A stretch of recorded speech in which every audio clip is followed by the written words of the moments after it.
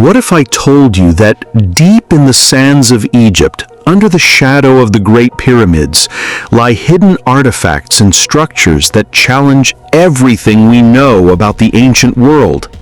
Findings so incredible that they make the most respected scientists doubt, were they really built by humans?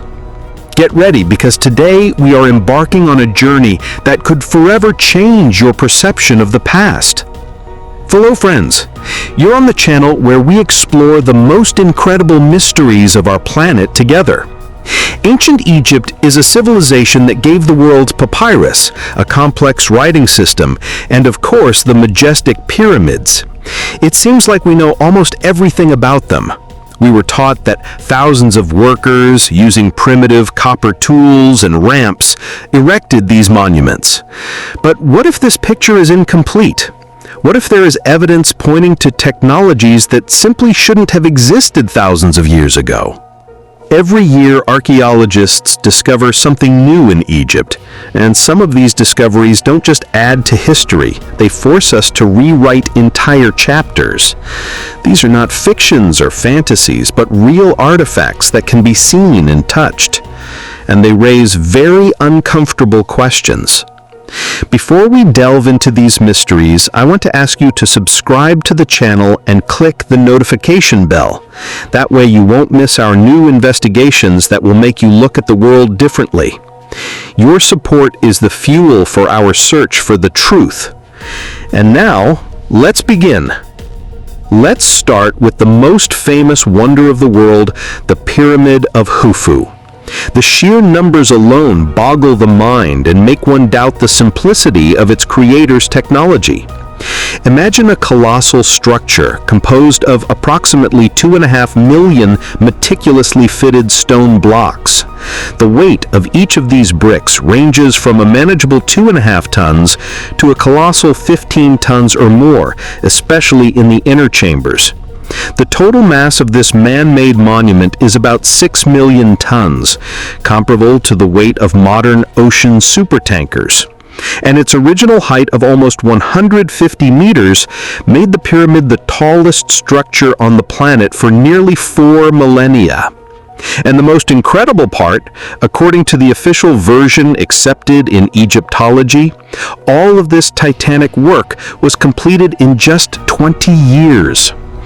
Official science presents us with a picture in which thousands of well-organized workers used a system of ramps, giant inclined embankments of earth and brick to haul multi-ton blocks up an ever-growing height. To facilitate sliding, the massive stones were placed on wooden sledges, and the path before them, as some ancient depictions show, could be slicked with water to reduce friction. The ancient Greek historian Herodotus, who visited Egypt 2,000 years after its construction, wrote of 100,000 workers toiling on the site in shifts. But this is precisely where the first serious questions arise, casting doubt on this seemingly logical theory. Simple engineering calculations show that to build a straight ramp leading to the very top of the pyramid, its length would have had to be several kilometers to maintain a sufficiently gentle slope.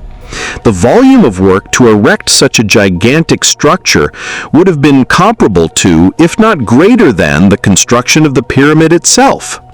So, where have the traces of this truly gigantic structure disappeared? Archaeologists find no convincing evidence of its existence.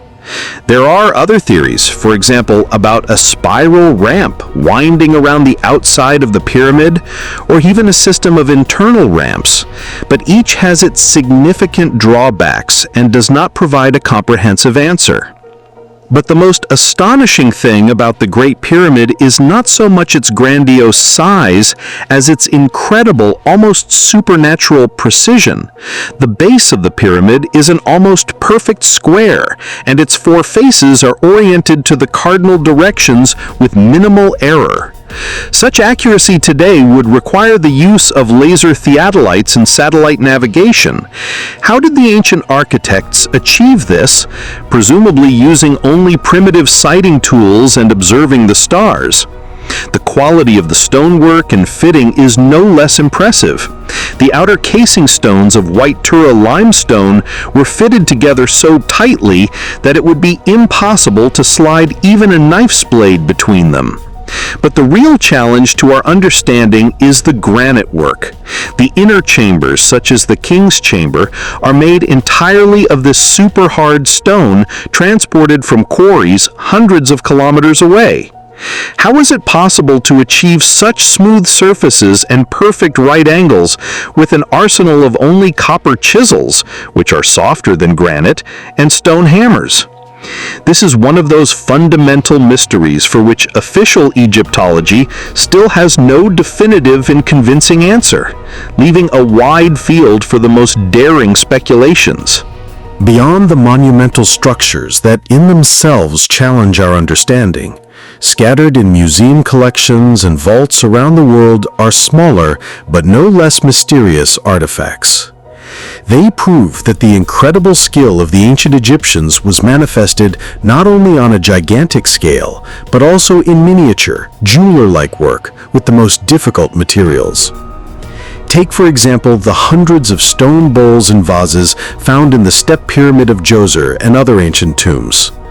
They are made from fragile yet incredibly hard rocks like diorite, basalt, and granite. Many of these vessels have a perfect shape. Their walls are astonishingly thin and uniform. But the most inexplicable thing is the shape of some of these vases. They have a wide, convex body and yet a very narrow and long neck. To insert any kind of tool inside to hollow out and polish the inner cavity without damaging the fragile object seems utterly impossible. How did the ancient masters achieve this? What technology did they use to work the hardest stone from the inside through a tiny opening while achieving perfect symmetry? This question still baffles modern engineers and experimental archaeologists. And what about the famous Abydos hieroglyphs? In one of the main religious centers of ancient Egypt, in the mortuary temple of Pharaoh Seti I in Abydos, high above the visitors' heads, there is a massive stone lintel covered with hieroglyphs. On it, one can discern images that are strikingly, chillingly reminiscent of modern technology. One of them is a practically exact replica of a helicopter with a clearly defined fuselage, main rotor, and tail boom. Next to it is a figure that looks uncannily like a submarine or a zeppelin, as well as an object that many unhesitatingly call a flying saucer. Official Egyptology offers its explanation for this phenomenon, calling it a palimpsest. According to this theory, the hieroglyphs with the name of Seti I were plastered over, and new ones with the name of his son Ramesses II were carved on top. Over time, the plaster supposedly fell off, and the old and new signs overlapped, creating these bizarre images through a random coincidence. But can a simple coincidence be so precise and recognizable? There are far too many coincidences in one place not to wonder, is this not a message that we are not yet able to decipher? An equally astonishing image awaits us in the crypts of the temple of the goddess Hathor at Dendera. On one of the bas-reliefs in a dark crypt, a scene is carved that has earned the loud nickname the Dendera Light. It depicts a person holding a large, pear-shaped, transparent object. Inside this object, a wavy line snakes along exactly like the filament in a modern light bulb. The filament emerges from a lotus flower, which acts as a socket, and the entire structure is supported by a so-called jed pillar, a symbol of stability. From the socket, a cord or cable extends, leading to a box that resembles a generator or a battery. Skeptics, and most scientists, argue that this is a purely symbolic, mythological scene depicting the birth of a snake from a lotus flower, which is a cosmogonic myth. But the visual resemblance to a lighting device is so obvious and striking that it makes one think. Could the ancient priests have possessed knowledge of electricity, using it to illuminate the underground rooms of temples and tombs where, by the way, virtually no traces of soot from torches have been found? This mystery, like many others, remains unanswered for now. Do you think that after centuries of excavation, all the secrets of ancient Egypt have long been uncovered and are just gathering dust on museum shelves? Not at all. It is precisely today, thanks to breakthrough technologies, that we are witnessing discoveries that force us to reconsider seemingly unshakable truths. Modern science allows us to peer through layers of stone and sand into places previously inaccessible. The most striking example is the International Scan Pyramids project. Using muon tomography, essentially scanning the pyramid with streams of cosmic particles, scientists were able to make an incredible discovery. Deep inside the Pyramid of Khufu, above the Grand Gallery, a huge, previously unknown, hidden void was found. Its length is at least 30 meters. What is it? A secret, unlooted chamber? The secret tomb of the true pharaoh that was never found? Or is it some kind of technical space that played an important role in the construction process? At the moment, scientists cannot give a precise answer, and this finding only adds another intriguing mystery to the greatest of the wonders of the world. But surprises await us not only inside the pyramids, but also deep beneath them. Just recently, a group of Italian and Scottish researchers conducting a geophysical scan of the Giza Plateau discovered something astonishing. Hidden beneath the sands on which the Great Pyramids stand is an entire network of underground chambers, branching tunnels, and vertical shafts that go down to a great, as yet unexplored depth. The scale of these underground structures, according to preliminary data, is simply colossal. What was their true purpose? Was it part of the burial complex, or are we seeing the remains of a much older and larger-scale project about which we currently know nothing? This discovery has the potential to completely change our understanding of the entire Giza complex, showing that the part we see is merely the tip of the iceberg. Moreover, recent research sheds new light on the construction methods themselves. While studying the oldest of the great Egyptian pyramids, the Step Pyramid of Djoser, scientists have put forward a bold hypothesis. They suggest that a clever hydraulic lift, powered by water from a now-vanished branch of the Nile that ran much closer to the plateau at the time, may have been used in its construction. This suggestion points to a supreme level of engineering and hydraulic knowledge that we had not previously suspected. It seems the ancient Egyptians were unsurpassed masters of water management. New data confirms that they created an entire network of artificial canals and ports that allowed them to transport multi-ton granite blocks from distant quarries directly to the foot of the pyramids under construction by water, which radically changes our understanding of the logistics of these grandiose projects. With each new discovery, we realize that the civilization of ancient Egypt was even more complex and brilliant than we could have imagined. So who really stood behind all these incredible achievements that still inspire awe and admiration today? Who were these people, capable of moving 100-ton monoliths and working granite with laser-like precision? Modern official science has drastically revised its views in recent decades.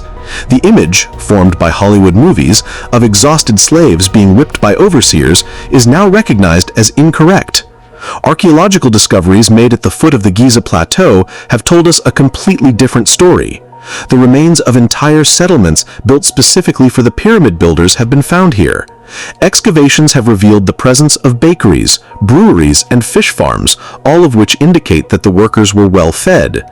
Their burial sites have been found, and the study of their remains has shown that these people received skilled medical care. Many showed signs of healed fractures and even complex surgical operations. All this indicates that the builders were not disenfranchised slaves, but highly skilled, respected, and well-organized artisans, engineers, and workers who took pride in their labor. But could even the most brilliant and motivated people, equipped, as we are assured, with only primitive copper and stone tools, create something that is difficult to replicate even with some modern technologies?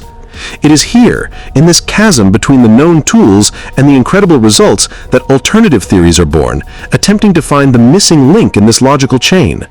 Some researchers, the most famous of whom is Graham Hancock, suggest that we are dealing not so much with the inventions of the dynastic Egyptians themselves, as with the legacy of a much older, highly developed civilization.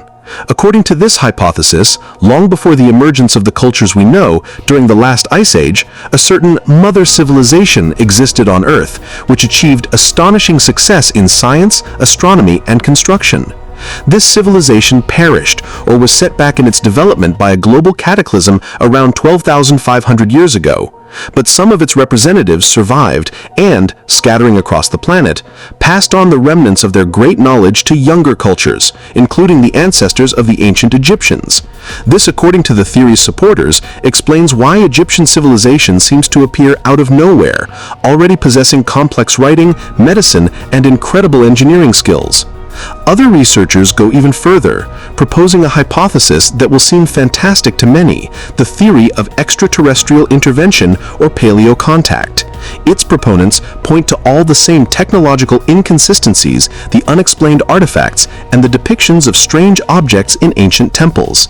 They draw our attention to the myths of the Egyptians themselves, which speak directly of gods who descended from the heavens and gave people the foundings of civilization.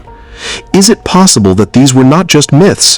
What if deities like Thoth, the god of wisdom, writing, and knowledge, or Osiris, the cultural hero who brought agriculture and laws to people, were not fictional characters, but real, highly developed beings whom the ancient people, due to their incredible abilities and technologies, mistook for gods?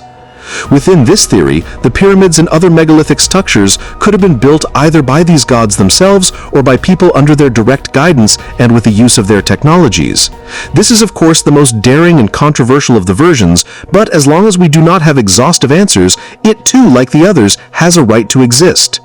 The scale, the precision, the unexplainable artifacts, and the latest discoveries only multiply the mysteries. Egypt holds in its sands secrets that we are just now beginning to uncover. Were the ancient Egyptians simply geniuses of engineering thought, whose capabilities we greatly underestimate? Or is there indeed a missing link in their history, the legacy of a forgotten civilization, or even help from the outside? There is no single answer, but the deeper we dig, the more evidence we find that the past was far more complex and amazing than we are used to thinking. So, what do you think? What do the Great Pyramids hide, and who really built them? Write your theories in the comments. I will be very interested to read them. If this video made you think and you found it interesting, be sure to give it a like and share it with your friends. And of course, subscribe to the channel to continue unraveling the greatest mysteries of humanity with us. Thanks for watching, and see you next time.